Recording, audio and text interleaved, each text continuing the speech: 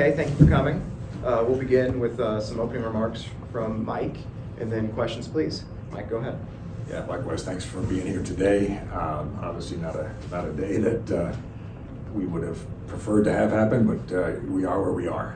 And I'll just start by saying that at this point, for all of us here at Purdue Athletics, our goal is moving forward in the most effective, efficient, and expeditious way possible to restore Purdue football to the level of success that we all expect, aspire to, and know that we're capable of. You know, we're 2 years removed from playing the Big Ten championship game. Obviously, the last 2 years, for a variety of reasons, have not gone really at any level the way that we would prefer them to. But can't go back in time and fix that now. All we can do is fix going forward, and that is absolutely the number one objective. Incredibly appreciative of our fan base and their undying support. Our attendance this year, I think, was the highest since 2005. The stadium is amazing each and every game day, and that will be certainly part of the solution going forward. Maintaining that support, continuing that great belief in Purdue will be something that will matter as we move forward here. I'll also tell you that we are committed, and I said this yesterday, to providing a football program and a football performance that is worthy of our fan support. This place deserves that. There's a great tradition here. There's so much pride in our program. So many people have invested so much in Purdue football over the years, and we want to honor that by our actions going forward, and we certainly fully intend to. We are well positioned to land a terrific new head coach and are working diligently and have been working diligently to that end, and on we go from there. So without anything else, I think let's go to the questions here. Hey Mike, I guess just at what point did you determine you had to make a change? So obviously the evaluation was ongoing. It's the job is to try to look under the hood and determine whether the foundation is solid, whether or not we can actually see a path forward to success, because that's ultimately what we want to do, is have a successful program that touches, it hits on all cylinders, basically. As we got down the stretch of the season, and I don't know if I have a day, Nathan, that I can tell you, but it got to the point where I just no longer had the confidence that we could turn this thing around. The sort of the tidal wave of negative events and poor performances became overwhelming to the point where, I'm not sure it's fair to the program, it's fair to Purdue, it's fair to the young men in that locker room, or even the coaching staff to try to fight through the circumstances as they evolve. So I don't know that I have a day, but it was within the last several weeks that it just became clear that, this is just not going to be turnable under the current conditions. What's the timeline right now that you'd like to make this hire? Obviously as quickly as possible. We all know the calendar and what's in front of us from a transfer portal date, from an early sign date, all of that. But you can't rush to it. We want to make sure that we're deliberate and that we identify and focus on the very best candidate going forward. My guess is that would take a week, 10 days, something like that at the outside. But again, that's just all dependent on circumstances. Right now it's a little bit like air traffic control. There's a lot of inbound, a lot of outbound. There's just a lot going on at this moment, but that's the way these things work. Had you been laying the groundwork for that in the background the last few weeks? Yeah, of course, and that's the job. I mean, it's been sort of a parallel path of, okay, how do we, if we continue and stay the course, how do you support the current staff and add to that and build strength around the current situation? So we've been working to that end, but also obviously doing a lot of background, a lot of research on the other option, which was clearly a possibility. Who is handling, I guess, the day-to-day football operations right now, including retention of players, finishing this recruiting class? I know negotiations had already been going on with current players as far as, so who's handling that right now? Right now we still have, everybody's still employed at this point in time other than Coach Walters. We have player personnel staff, we have a general manager, we have people that are in place to do so, and others in our department. Tiffany Grimes, our sport administrator for football, will also be part of all that. But there have been conversations underway, yes. So Ryan is the only one who's been let go. Everybody else is still. Yeah, everybody else has the option now. Some likely will have made a decision to move on already, and that's okay. That's just part of it. So the same administrators who conducted the last search, yourself and other people, are the ones who are going to be making this hire. Yep. There's a portion of the fan base, I think, that is skeptical about that. Just considering how these last 2 years went, I guess. What's your response to that? Why will this search be better? Why will this end better than the last one did? Sure. You know what? If you do this long enough, and I've done it for 40 plus years, every once in a while you take an L, and things just don't work out the way you thought you'd like to think they were going to. You know, I think if people would go back and look a little bit, I haven't missed on everyone that I've done over the course of my career in a variety of sports and situations. So I get it. I understand that's what fans do, and I appreciate that, and I don't begrudge them that. But I can tell you that we'll be very effective and efficient, and lots of research has already been done to that end, and I'm very confident where we'll land. Hey, Sam. So at what point did you start building a list? When did you know that this was something you had to be prepared for? Again, I don't recall dates, Brian, to be honest talking with you. weeks? But yeah, Months? weeks. We have weeks, more than weeks. You know, that's the job, is to understand what the possibilities and options might be, have background information prepared, have a sense of direction in the event that you land here, and here we are. And so it wasn't as if yesterday, like, oh my gosh, we have a search now. We need to start thinking about it. That's not how you do these things. Does some of Particularly in this situation where we had an existing coach that was struggling. Our program was struggling. That's just a fact of life. So given those circumstances, you do more work, you do more preparation in the event that you have to make a change. Does the experience of the last 2 years shape what you look for now in terms of experience, in terms of offensive background, things like that? Some of the things that Ryan wasn't. Sure. I think it's a natural phenomenon that when you go in a certain direction, you hire a very strong and successful coordinator, and it doesn't work, that you then are naturally thinking about, well, maybe the profile needs to be different. Maybe we need an experienced head coach or somebody that's done it before.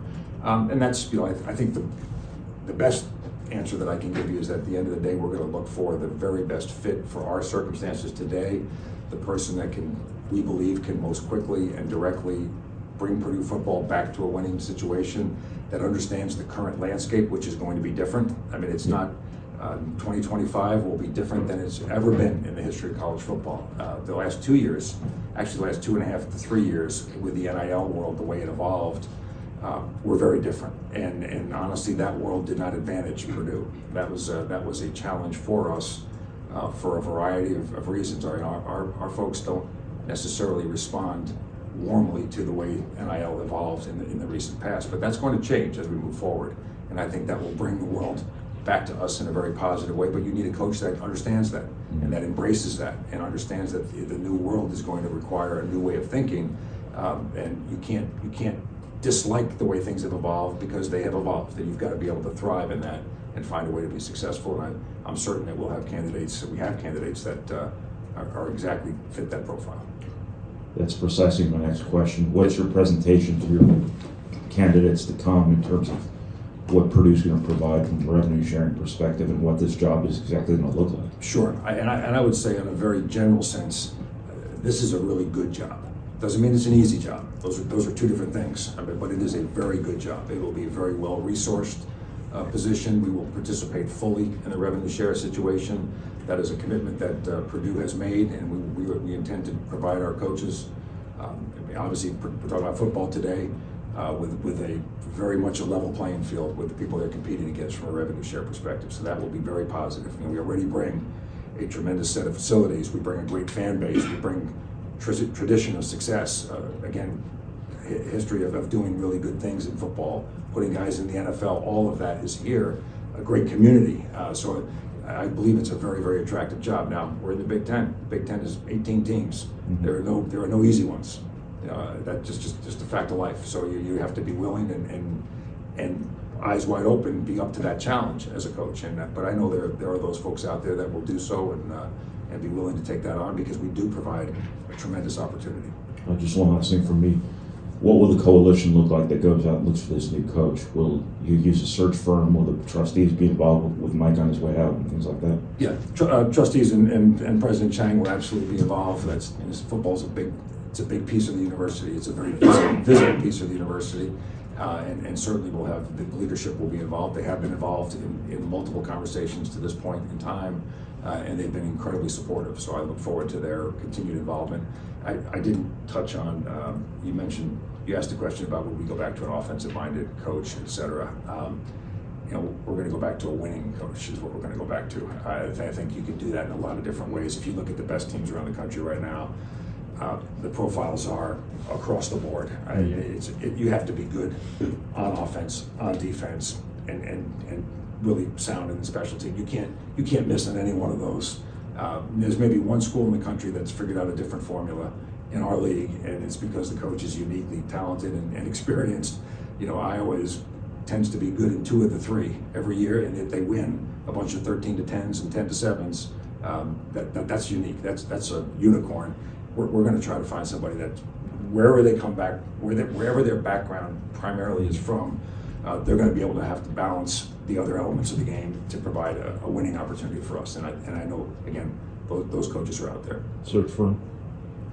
Yeah, for background stuff, but not, they're not running the search. That's for us to do. Thank you. Mike, you mentioned the importance of NIL. Yeah. How much pressure do you feel in that regard to make this move now?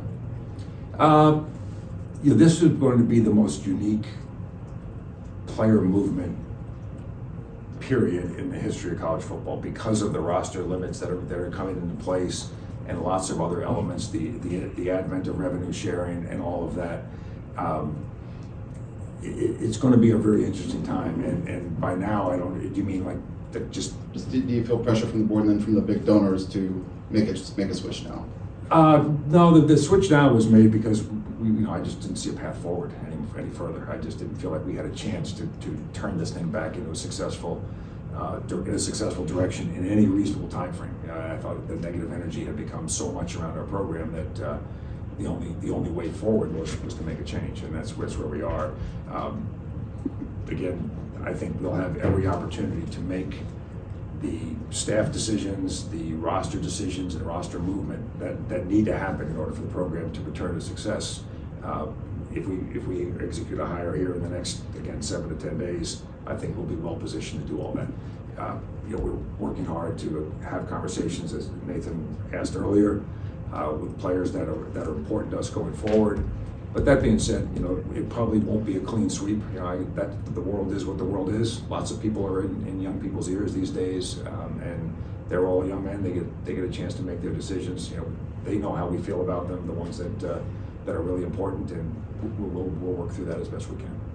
How much did Saturday's result play into the decision you ultimately had to make yesterday? It was 0. And then, did you address the team yourself yesterday? Yes. What do you say to them to try to keep this thing moving along as smoothly as possible? Sure. And that does get. I'm glad you asked that, Sam.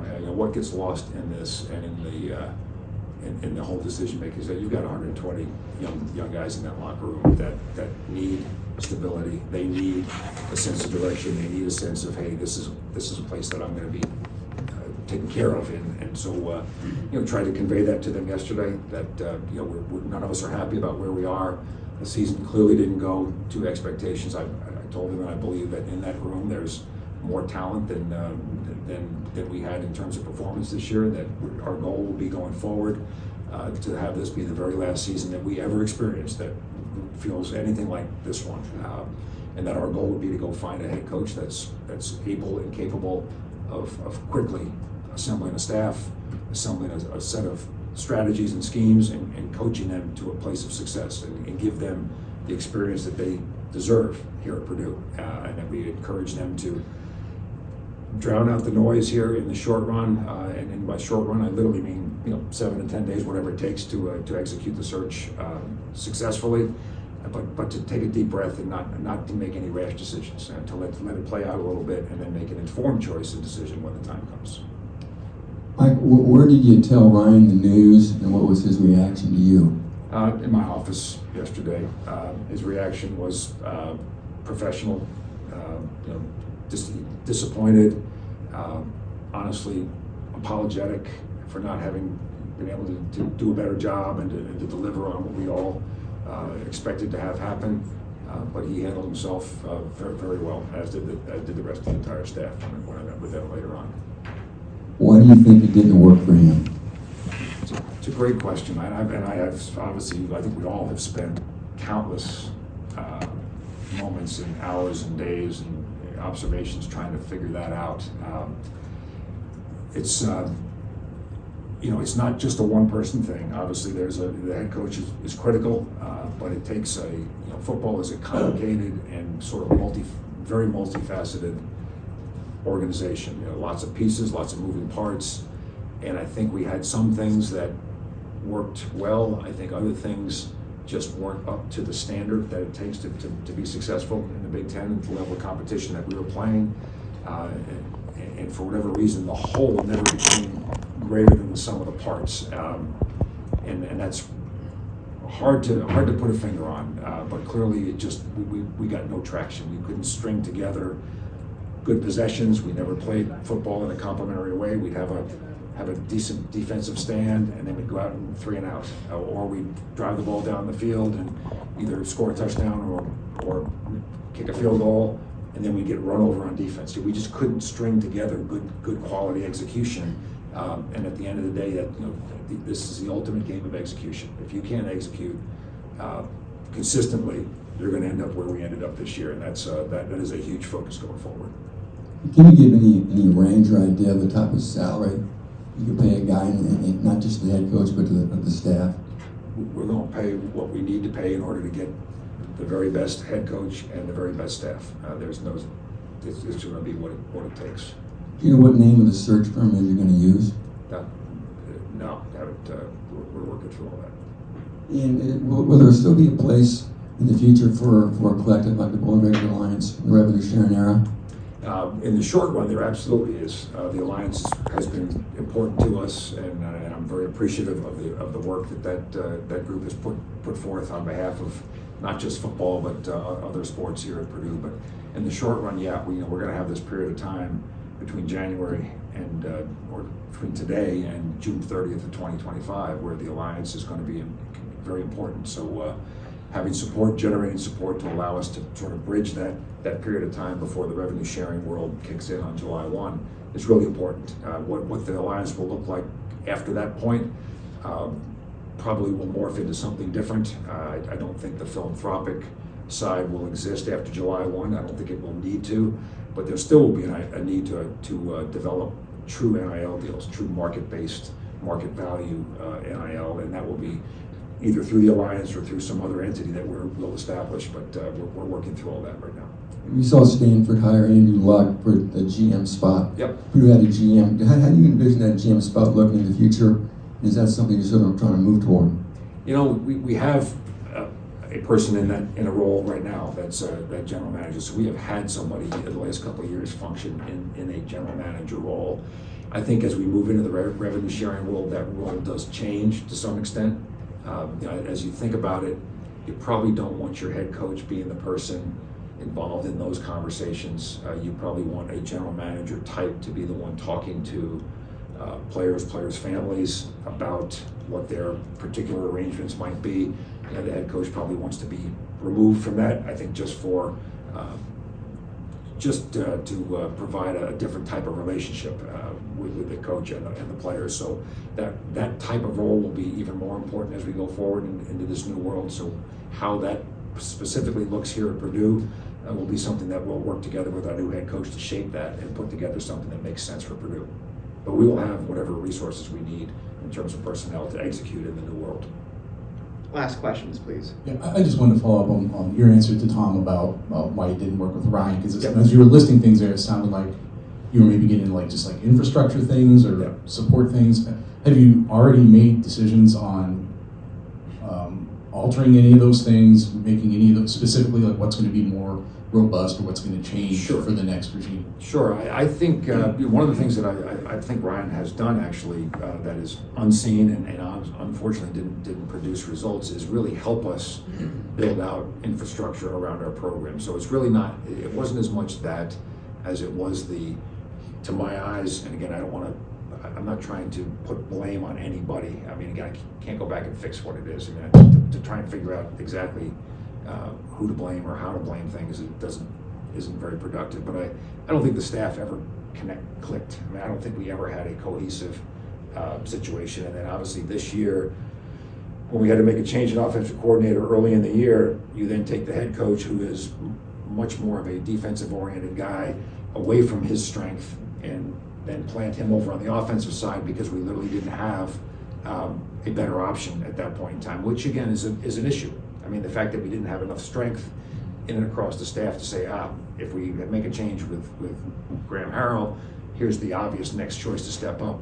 That person didn't exist, and that's on, that's a weakness that was exposed, and we suffered from that. I think the rest of the year we were sort of trying to play, stick our finger in the dike here and there, and it never worked. So the overall strength of our staff, and I don't want, I'm not trying to belittle any of those guys, they're all really good people, but it just didn't collectively work. It just never fit together in a way that was effective and allowed us to execute well, to have the schemes that look sound. It just sort of came apart right before our eyes as the year went on, and that's obvious to everybody. And that's the other question that I know people ask, well, why didn't you do this earlier? Well, first of all, there would have been no advantage gained by making any active decision earlier. And secondarily, as I referred back to earlier, we've got 120 young guys in that locker room that deserve stability. And the incredible thing about this year, regardless of the absolutely dismal competitive success, is the locker room never came apart.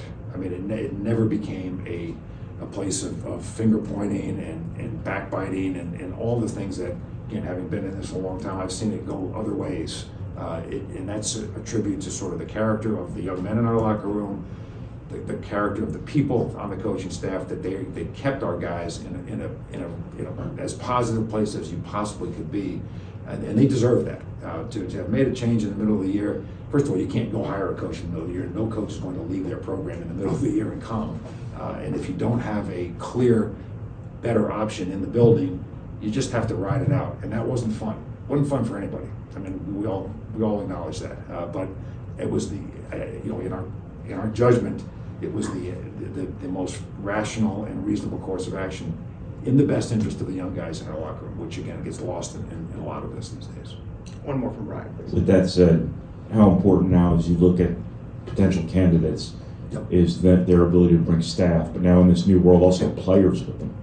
Yes and yes. All of that would certainly be a plus if we're able to move in that direction, and that will be part of the consideration as we evaluate candidates. Who's in the best position to have sort of a quick and positive impact, understanding that we're not trying to have a great team next year. We're trying to build a great program that's going to be sustainably successful, but having some immediate success matters these days. We all get that. We all understand that. We're going to work hard to land in that place.